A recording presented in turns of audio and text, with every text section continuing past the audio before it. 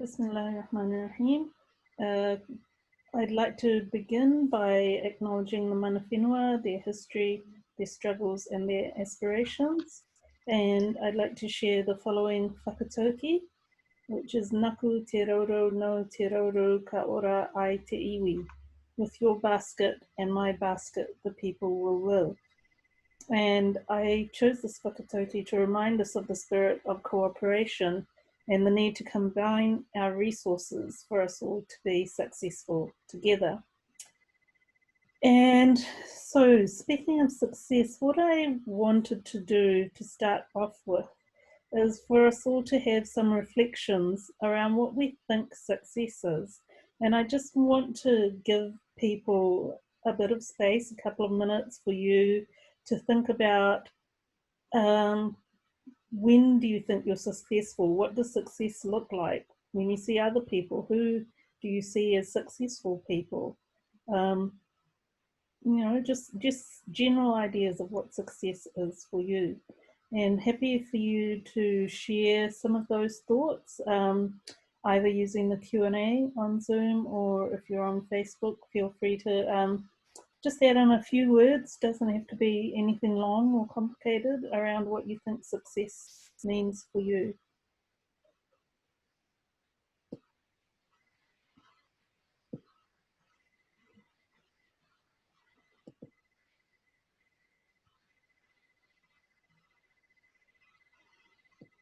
Cool. Cool.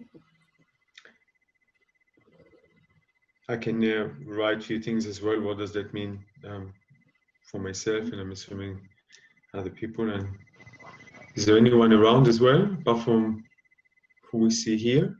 Yeah, so Naomi's shared that taking people with you, succeeding together.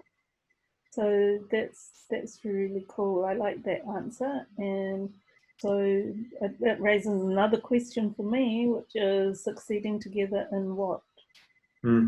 We're just out of interest, but yeah. I don't know, for me success is to live with harmony, with nature and with yourself.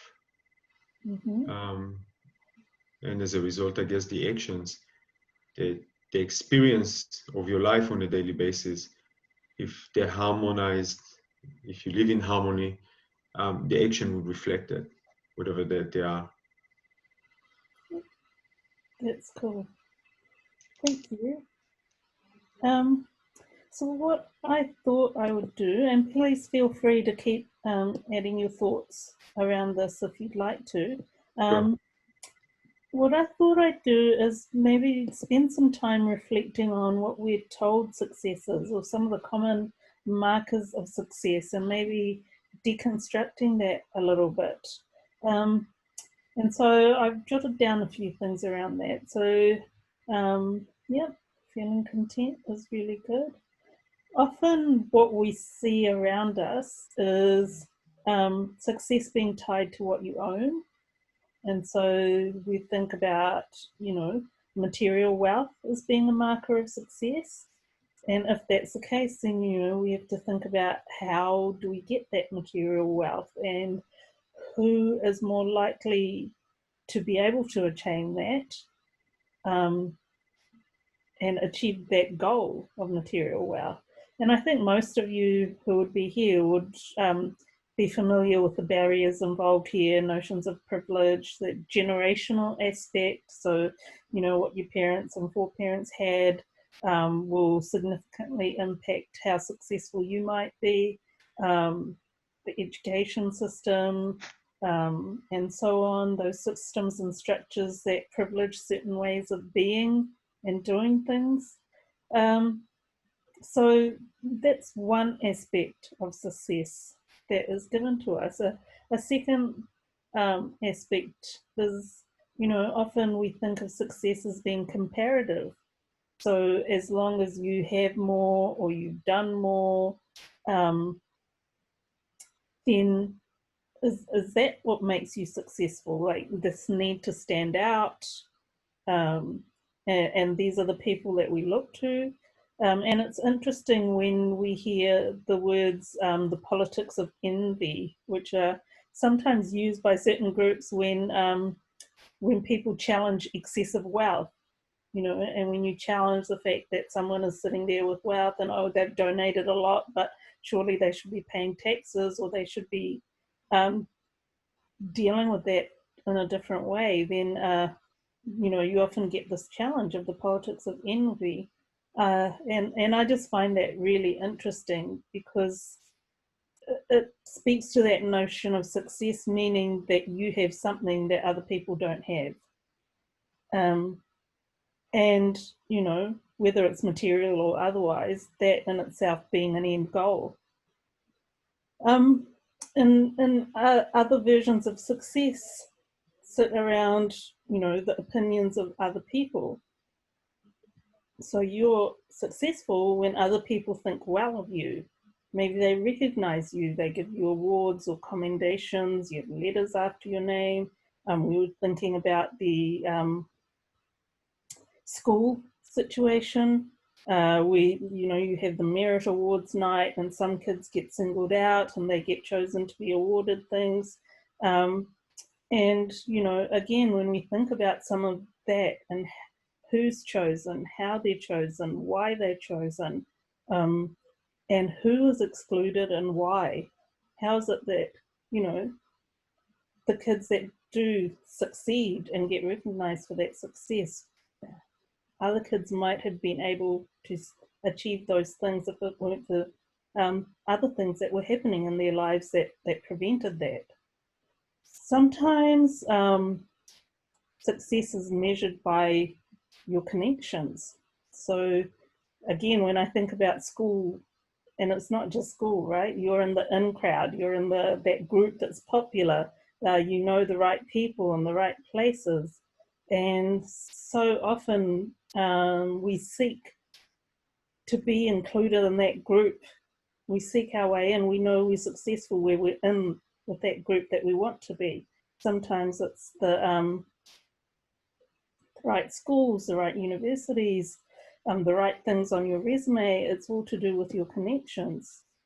So I'll just check this comment here. Success is an achievement for any one person, and seeing this in a collective sense, where people reflect this sense and an experience of happiness. That's really lovely. I like that. Very cool. Thank you for sharing.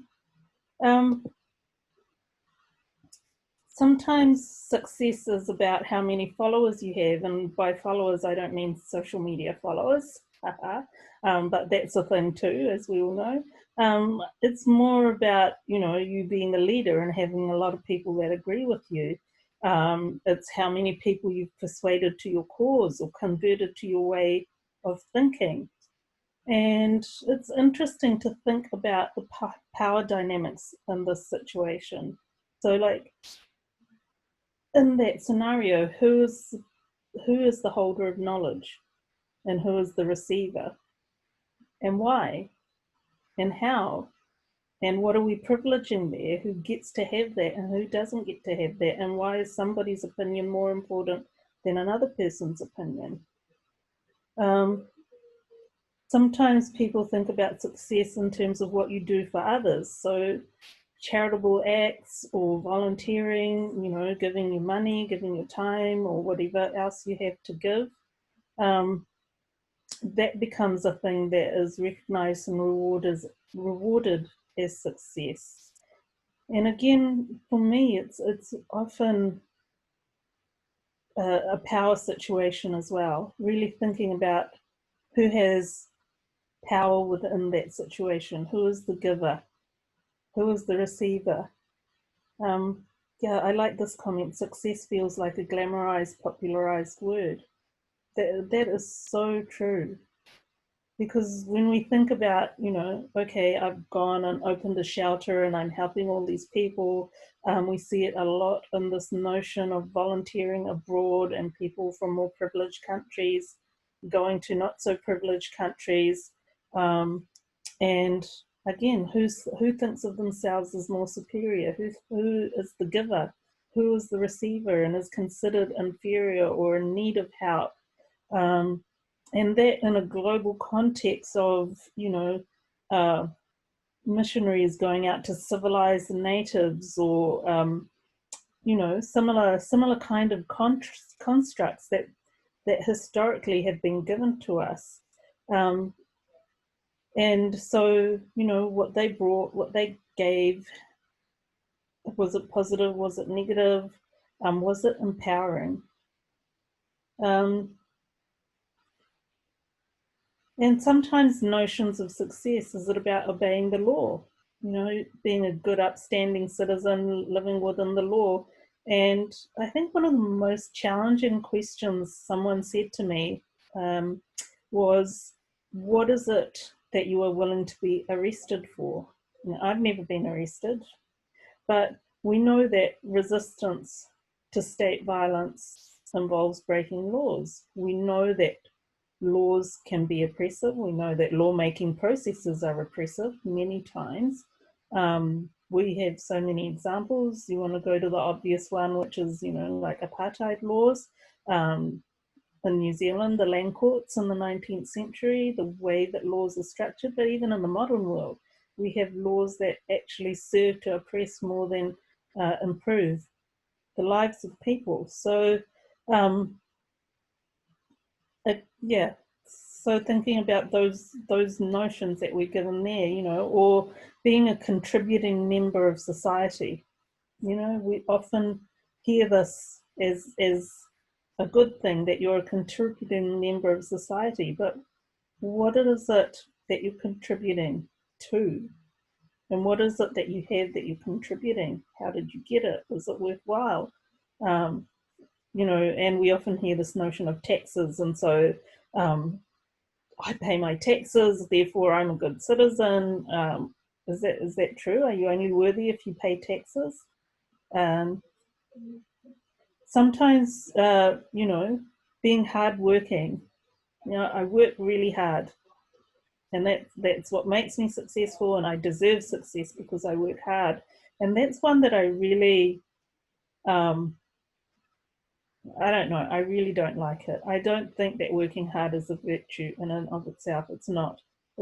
It's not healthy, right? And we now live in this world where most people who are employees are expected to do 1.5 to 2 people's jobs, and work long hours. And if you run your own business, you hear people talking about they're working from 7 until late at night, and they're working 7 days a week. And I don't know, I find it sad, and I find it difficult, because you need time and space for yourself. And working hard for what? Running after some vision of success that isn't, to me, all that it's around that glamorized word, really. And so, but how it plays out as well is the people that work hard become resentful of the people that don't. And so therefore the narrative is, I work hard, these people don't work hard, they are lazy, they are bludgers, they don't deserve anything, I deserve what I have. And are we allowed to swear on this? Because basically it just turns people into assholes. It really does. And I see it time and again as just the sense of self-virtue and self-goodness, as if somehow you're a better person because you work so hard. But it's also a cultural construct to a lot of things. But I'll go back to that. And then another vision of success, and I think this is something that I'm really familiar with through an Asian context, but I think it's not just Asian, is success through your children. And we see this so often. I didn't get to do this or that, so I want my child to do it, and this is what I want them to do, and this is what I want them to be. I'm successful when my child is the top of the class. I'm successful, and it's so much of it is tied around children, which kind of never gives them the space to be who they want to be and what they could be. So those were just some of the thoughts that I had. And what struck me around all of these things is that all of these definitions of success are culturally bound and they're time bound. So what success is now, in a different century, it might have been something else. In a different culture or a different place, it might have been something else. And so then the question becomes, whose culture gets to define these things? And who are the loudest voices in terms of defining success? And where is it defined? And like the thoughts that have been shared here, they're really lovely. And so I did want to ask another question of people, which is, where did you learn this definition of success, or how did you come to it? Where did it come from for you? So I'll just give some space. If people want to share thoughts, that's fine. Otherwise, just a little bit of self-reflection. You're on mute, Isaac. I guess in schooling, in the way we've been brought up in traditional education, is the measure of success is very clear. It's measured by how good you are in subjects and what rates you get, whether you're a failure or a success at school. Religion is measured by success and failure. Are you doing a good deeds? You're going to go to heaven. And if you are not, you're likely to go to hell. So that conditioning that you mentioned, with these conditionings in our social structure of both education, religion, are big parts of our life related to this. So I guess that's this measure of success is a good Muslim or is a good Jew because he does his deeds, he goes to, you know what I mean? He's a good citizen, he pays his taxes.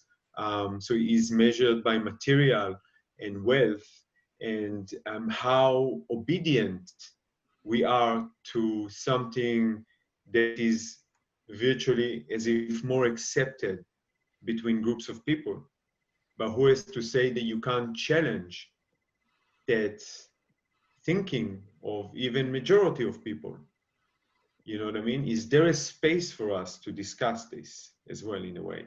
So I guess success is measured from as soon as we've been brought up in a way by all these elements: education, religion, perception. Yeah, and I've seen someone type in parents, which is, yeah, often that's when we learn it earlier, as when we talked about that, those expectations that parents put on us. That's really interesting. For me, I feel like another one is media, and like back in the day, which is not that long ago, when you had magazines and newspapers and the stories of who was successful, how they were talked about, TV shows and so on. So all of those things that define our culture. Nowadays, it's I guess a lot more online and social media and influencers and those kinds of things. And it's interesting. And the reason I guess I wanted to have time to think about it is about just how much these definitions of success exclude people, and how much they decide like who is to be worthwhile and who's to be valued and why, and it determines who's let in, who's left out.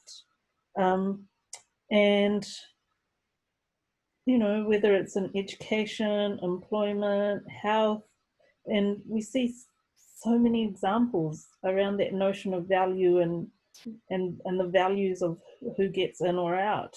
And in the course of the work that we've been doing and talking to people around the country and hearing stories of people with disabilities, people of color, people who are gender diverse, elders, young people, and the ways that things just don't work for them, and the ways that they're struggling. And it determines who gets to be in positions of power and who gets to make decisions for all of us.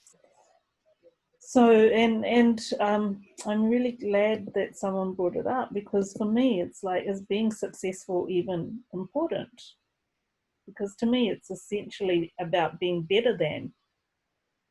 And do we need to be better than anyone else?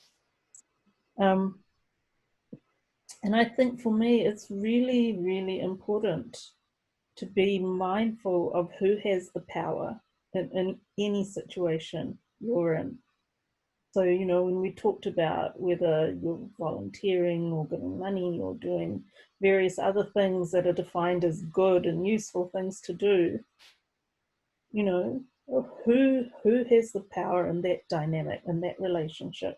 And is it you? And if it is you, should it be you? And if it shouldn't be you, sometimes it should be you, and that's fine. And if it shouldn't be you, what can you do to shift it? And what can you do to devolve power? And when we think about that, that devolving of power, you're not doing it as some kind of magnanimous act, as if you're doing a favor to someone, or aren't you so good in doing it? Actually, not. It's not something that you're giving to others, but it's a matter of right. Right? You're not doing something that deserves praise or recognition. It's a matter of righting the situation and moving things to how they should be.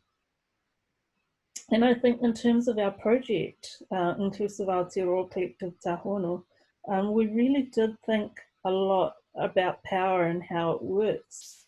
And very much the conversations that we run, even though they're guided, we chose, and I was talking to Isaac about this before, we chose not to call them consultations. We wanted them to be conversations, and we wanted to make sure that the people in the room that we are talking to very much recognize that they hold the power in that situation, and we hold the least power, and our job is to record what they say and maybe just ask clarifying questions and so on.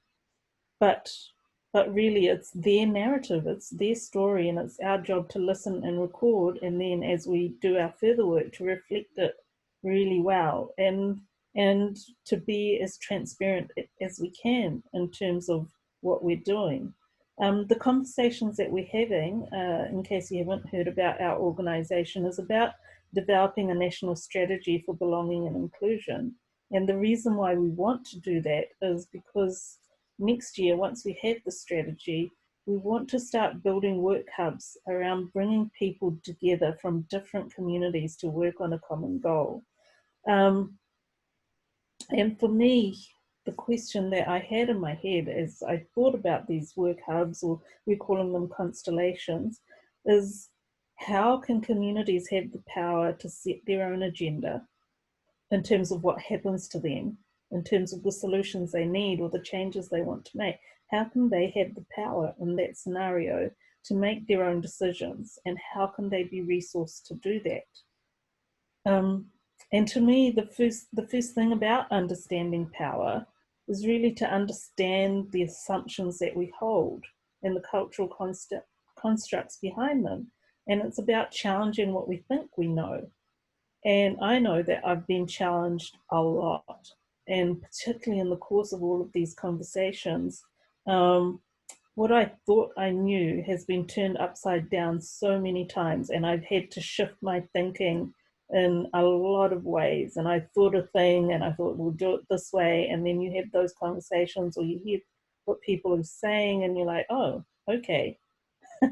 There's just so many things that I hadn't considered.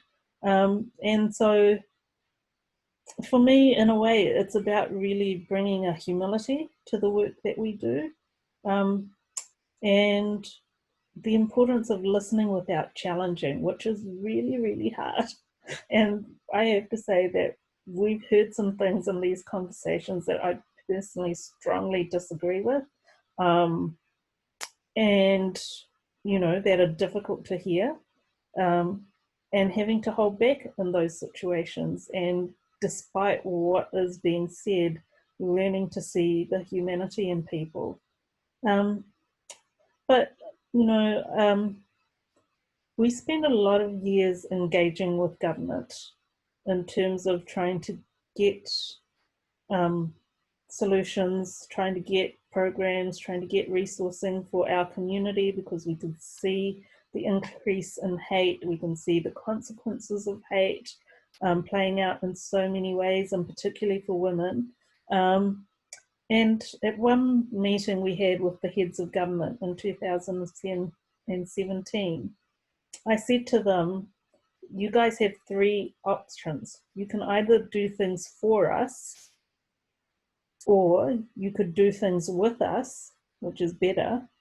But even better is if you could empower us to do things for ourselves by providing support, resources, connections, networks of things that we need. Well, you can imagine we didn't get very far in those conversations, but that's really not the point. But I think it's that mindset as well, in terms of when we're doing things, how we're doing it, and are we doing things for people, and is that the best way? Because we all, have you ever felt, oh, I need to be a savior, I need to go and save people? Have you ever felt, oh, I need to speak for them because they can't speak? And I want to be their voice, and I want to champion them. Because the thing is for me, it's better if we can step back and amplify the voices of those people while we stay in the background. If we can, to me, the nature of being a real ally is to be willing to stay in the background and finding ways to put those other people forward. And again, sometimes it has to be you. Sometimes it's you and your story that has to be in the front. But many, many times it shouldn't be you. And the question of, do you need to be recognized for your work? And I know that, I feel like a little bit of a hypocrite because I have been recognized for my work, but I've always felt uncomfortable about it. And I really still feel uncomfortable about it. And I think, why do we need to be recognized? Why do we need to be seen for the things, the work that we do? And what if we didn't need it? What would that look like, and how would we learn to be okay with that? And I remember a speech by a religious leader. Actually, I was sitting in the mosque, and this guy was saying, the most important person in the community is the person you don't even know exists until they aren't there. Right? It's the person that, and the example that he gave was so-and-so either passed away or they moved to another city, and suddenly you realize that the mosque isn't being cleaned and certain tasks aren't being done. And then you realize, oh, so-and-so was the person that used to do that. And I've seen a lot of examples of people who are like this. Like our world and our community is full of these people, and they're amazing. People, we're thinking about an election coming up, the people that deliver the pamphlets, that put up the billboards, that do all the volunteer work to run campaigns. We just recently met someone who stepped into an area to run a drug and alcohol program with no funding. She just decided to welcome people in and listen to them and just keep giving them chances, even when the addiction takes over again. I think there are a lot of people who just sit back. I mean, they don't sit back, they're doing things, but just don't get recognized for what they're doing and don't need to be recognized for what they're doing.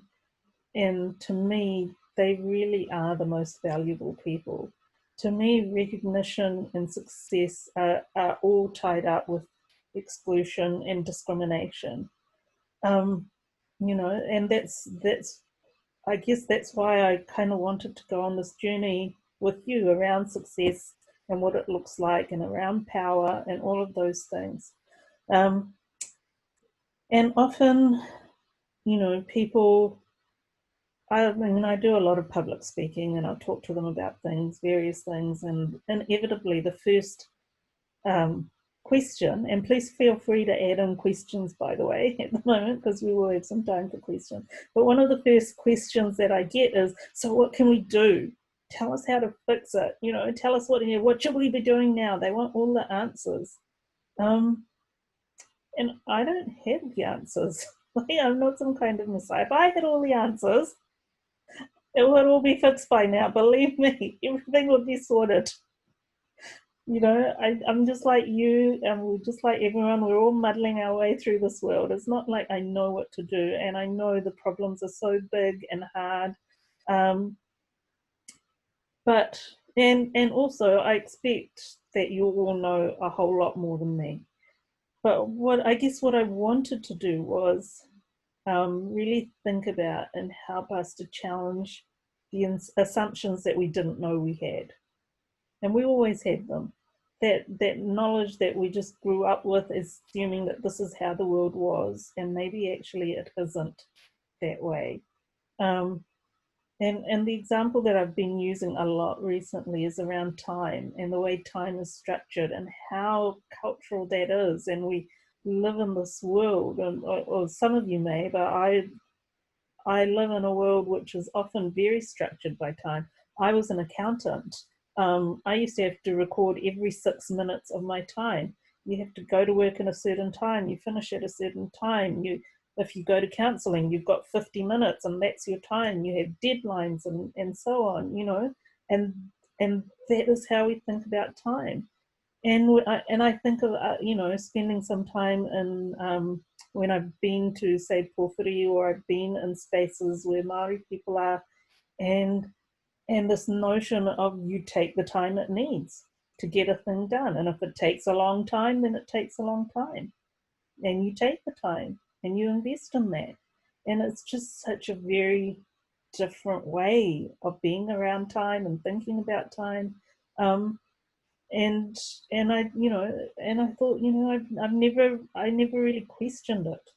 I lived all these years and I never really questioned it until I was involved in running a hui on sexual violence, and somebody from the crowd got up and said, oh, we have to have these 15-minute counselling sessions, but we should be able to talk until the kōrero is done, until we finish talking. And I thought, wow, I never thought to question something as basic as that. So yeah, it's really that, so many things, and this notion of working hard being a good thing, and growing up with that and living with that until say around 4 or 5 years ago. And I was like, actually, really, is working hard a good thing? Maybe it isn't. What if it isn't? What would that look like? And those are just some of my own things. I mean, I'm sure you all will think of a lot of other things, but I think really it's just so important to be questioning of all the things that we thought we knew. The second thing for me is that I really want us all to be conscious of power and how it works and who holds it. For me, that's a really, really important thing. The third thing that I think that I wanted to, in summing up, for you to take away is, and which you probably already know, is really being able to listen to different experiences and different voices. And I often say to people, check what you read, check what you watch, check who you follow, go looking for things that are unfamiliar, possibly uncomfortable. How many times in your day or your week do you hear about what it's like for people in Ghana, what it's like for people in South America or Chile or Bolivia or someplace? Like, how do you actually get to hear voices that are different? How many times do you hear from people with very different experiences? I mean, that was just geographic diversity. As you know, there are so many other diversities. Um, and the power of just sitting and listening to people's life experiences, stories, their motivations, because when we have our conversations, we give it 90 minutes. Mostly that's not enough time, but we try to stick to that time. But and mostly we want to have around 3 or 4 people in the room so that they get the space to really talk about what's happening with them. Um, and you just grow and are enriched so much just by giving people the space to talk about things, um, and listening to that. And so many of the things are different to anything I've experienced and things that had never occurred to me. So I think it's really, really important. And then the next thing about amplifying others who aren't you. usually heard. You know, putting them front and center as much and as often as you can. I don't know if you've had this experience. I have it a lot where I'm sitting in a boardroom, a board of trustees or whatever, and I'll say something, and everyone's like, "Oh, no, no, no, well, no, we can't do that, or no this, no that," and then I'll just say it. There'll be a white man who goes, "Oh, well, this and that and the other," and he'll say exactly the same thing, but reframe it and package it in his way, and suddenly everyone's on board, and they're doing exactly the thing that I wanted.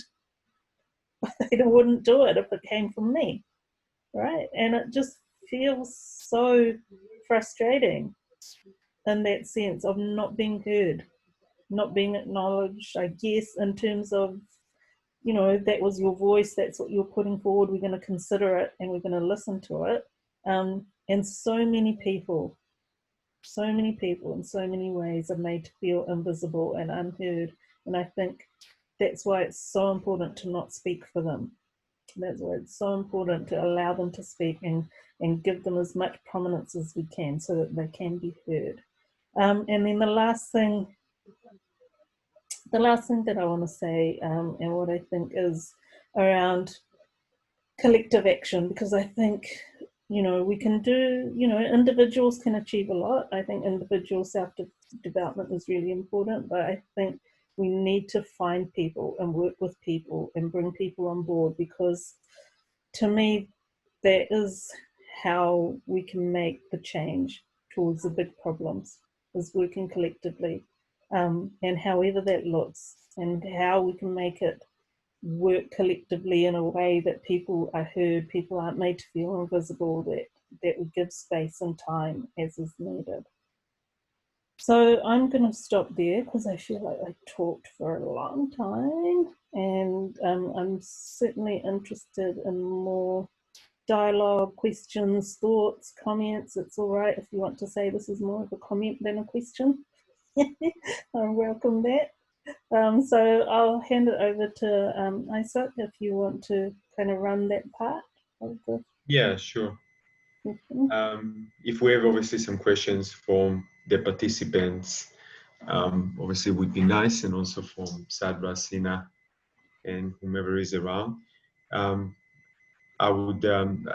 feel like I would love to, what easy tools that you feel we can actually empower people to feel that we are all equally powerful as anyone else in that way. So how can we help each other have that space and that knowledge that that is actually the case? And then we can together come with shared purpose and actually make things, you know, as you said, you had conversations with governments in 2017, nothing happened, right? And the best scenario would be the government empowers the community to make the decision of what it is, the evolution of communities and living together. So how can we empower people to actually do that? Even if we're not necessarily going to have some support from government organizations, for example, but we still can do stuff. We can. And I think, you know, one of the things when we run our conversation, we spend a lot of time on whakawhanaungatanga, and it's something that I learned about from one of the people that we were talking to about the importance and power of that. And in case you don't know what it means, it's just giving the space of two people to introduce themselves fully and to talk about who they are, what they've come from. And if they don't introduce fully, we ask them some questions about, oh, where did you live? What's your family like? Or obviously, they have to feel safe to share, and we try and create that environment. But, you know, I think that's one of the things is really building the relationship. Building relationships is so important, and we don't give enough time or space to that. We rush in, we do the business, you know, like we've got a committee meeting, we rush in, here's our agenda, here we are, we're going to go through all the agenda and we're going to make decisions and do this and that, but we haven't given space and time to build relationships. And sometimes new people coming in, the other person isn't there. We don't have the same people at the same, all the time for your meetings. And it's fine. Like every time, if we can, yeah, and it's hard. It takes longer. It's more complex. But the more time that we can give to building our relationships with each other and understanding each other, because that's the thing. If you want to empower people, you need to let them say what they need and what they want, and then think about, right, so how do we incorporate that, or how do we change what you're doing. Like, you have to allow people to say, this thing is not working for me, right? I mean, the amount that I learned when we did our website last year, the amount that I learned about accessibility around a website, what kind of type to use, what is, you know, like having colored backgrounds and things that made it the visibility less for people that have certain disabilities around vision and so on. Making sure we have translation, making sure we have read aloud functions, or people that need it have access to that. I mean, there was just this whole world, because I can read a website I never thought about. You know, I just go on there, and sometimes I'm peering maybe, but I don't have any major issues. Um, and it wasn't my world. And then I was lucky enough that people cared enough to say to me, "Hey, I can't read that." Yeah, and my initial proposal document was a green background with white writing and whatever, and they're just like, "No, can't read that. That doesn't work." And so I was like, "Oh, rethink, redo, right? How do I reshape it?" And then we investigated all of those things. And there's so many ways where people are like, the way that you're doing this does not work for me. And we think about that in education, for example. I just feel like, who comes out of school unscathed? Who comes out of school and says, school was great, it was a lovely experience, and like I'm sure there are people like that, but most people that I talk to, they face bullying by their peers, or they face something from their teachers, or they didn't succeed in what was happening, or like they may have had a learning difficulty, or we heard from a person who, I can absorb all the information, I just can't get it out. I can't sit exams. I can't, like there are various ways that things are designed that doesn't work for certain people. And so it's like, okay, you need to be able to give space to people to say, this doesn't work for me. This is why it doesn't work for me. And, mostly people know what they need. And then the next thing is about, so you're building relationships, you're giving people that space, and then you're thinking about, how do we negotiate? Because very often what this person wants and what this person wants, sometimes can't happen at the same time. And how do you negotiate that? How do you make sure that there's equity in the situation? And that takes time. It's not easy. But we need to give it time. We need to give these things time, rather than just rushing to the business of the meeting. And often, and the problem is, in our current world, is that we're made to be time poor. We're made to work long hours. We're made to work 2 or 3 jobs to pay the rent. One of the biggest things that we heard from people was just this, about just, when we ask about their feelings of belonging, well, I'm just so busy working, and then I get home and just dealing with my family. I don't have time to do the things that would make me feel like I belong. But yeah, so yeah, those are just some of my thoughts. Happy to hear other people's thoughts around that as well. Thank you. Sina, have you got any question, or anyone else? Yeah, I mean, the question I have is around unlearning. If a lot of us have gone through the school system, or have been influenced by our parents and media, then we're kind of carrying with us these belief structures and ways of looking at the world. So I guess the question's around, what can people do to to free themselves or free their mind or open their mind and open their a way of interacting with the world, I guess. Yeah. So, like, what worked for me, I think, in that space was just going to things. Like, so I remember when I was running for city council, and in Hamilton we have two wards. There's the West Ward and the East Ward. And the year that I stood, there was 26 candidates on the East Ward and 24 on the West, and plus a few other mayoral candidates. And so I ended up going to an event that was the opening of Pride Week, because I thought, well, this is a place I should go. These are people who vote. These are people I should hear from and about. And literally, I was the only candidate out of all those over 50 people that stood that year. Not one of them thought it was worth going to sit and just listen. I didn't make any speech. I didn't ask any questions. I didn't make any statements of any kind. I was just present and listening. In the same way, I've been to a few disability things. And again, it's just that, like, trying to find out the space where things are happening that are accessible to the public. And believe me, there's like all of these people are organizing all their various things. Like, you get inundated, but from your own capacity and what you can and what is accessible to you, just sometimes going and sitting and listening without challenging and without the need to make any kind of intervention. And I do that. That's how I use my Twitter a lot too. So the way I use it is I try and follow people from as many different places in the world or different life experiences, and I don't comment. I don't need to go into their thread and make a comment. I don't need to make myself visible. I need to listen. What are they saying? What are their issues? What are they angry about? What are they happy about?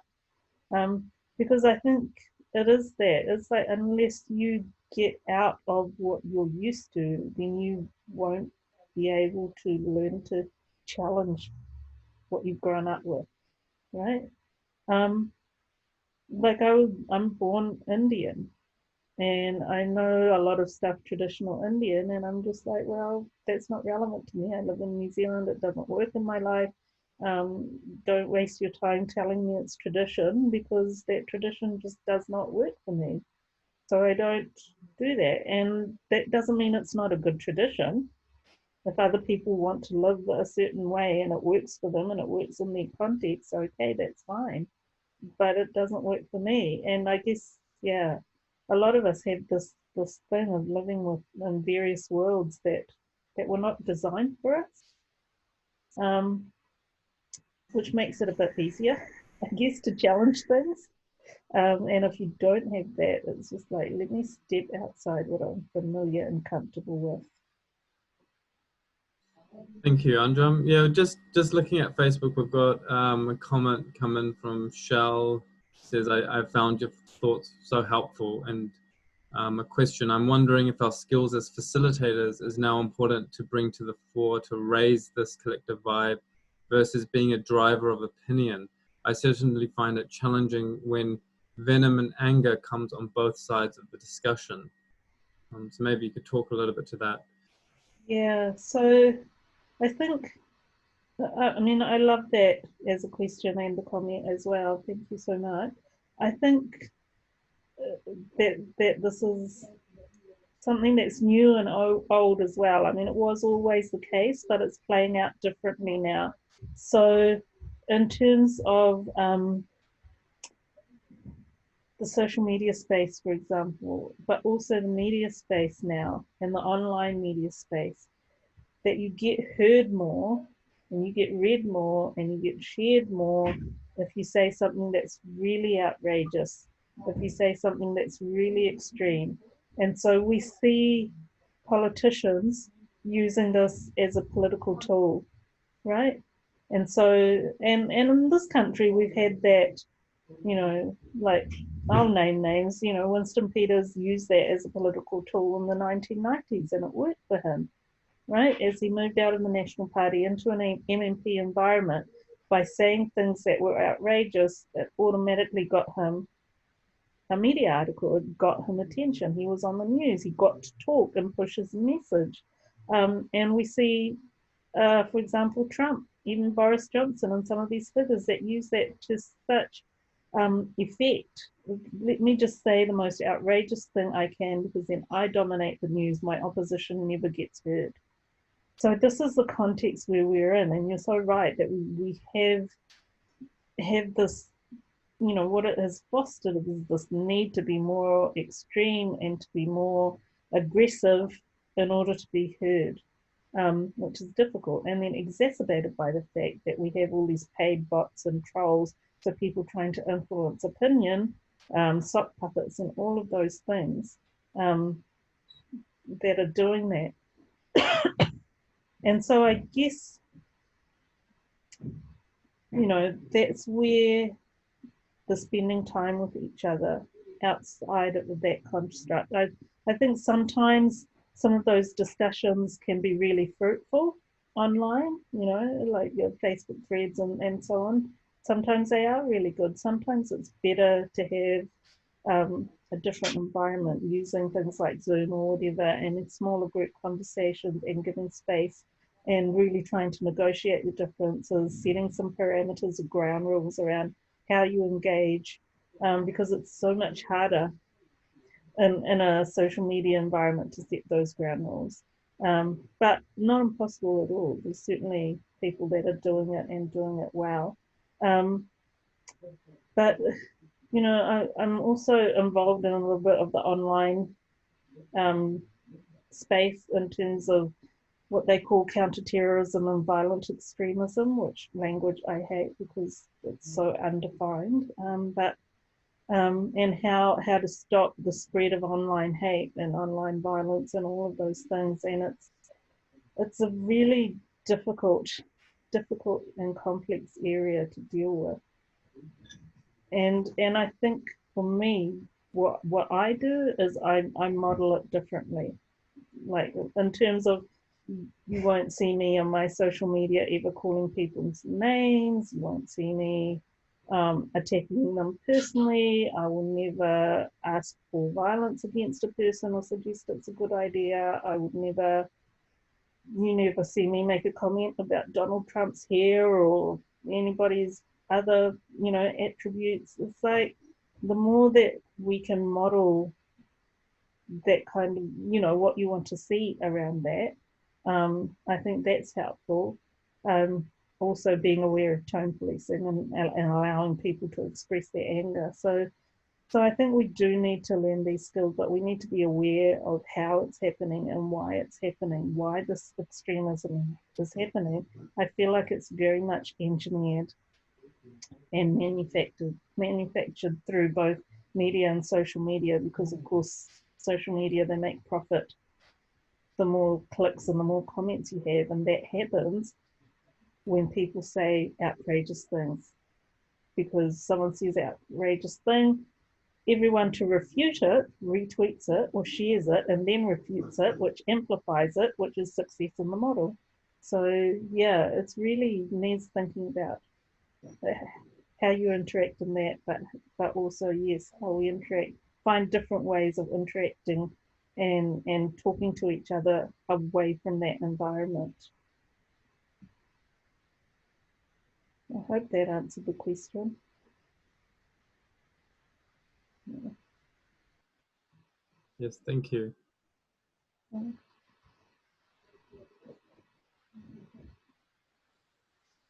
Any other questions? Just let me have a look. It looks like we're coming up to an hour. Maybe Anjum, you can, if there's any message you'd like to leave the audience, now might be a good time to, yeah, what would you like to leave our audience with? I think probably what I'd like to leave with is never lose hope, right? Just and allow yourself the space, you know, when you feel like you can't do it, when you feel like it's just not worth it or whatever, you know, you allow yourself the space for the downtime. Allow yourself space for failure, right? Because I think we don't often recognize how important failure is. And I'm saying this as a person who has failed at a lot of things. I failed at getting into city council. I failed at becoming an MP. You know, in terms of a lot of things that I would have liked to achieve, I didn't achieve them. But even though there is a failure, what I've gained from those things has led me to this place. And I think we don't, as a society, deal with failure well.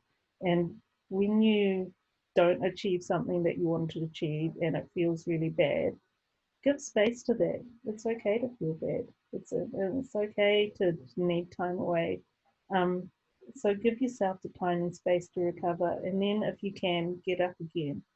Because ultimately, the people that achieve something are the people. You know, someone said this to me as well. There's the person who gets back up one more time after they've failed. Is the person that goes on to do something.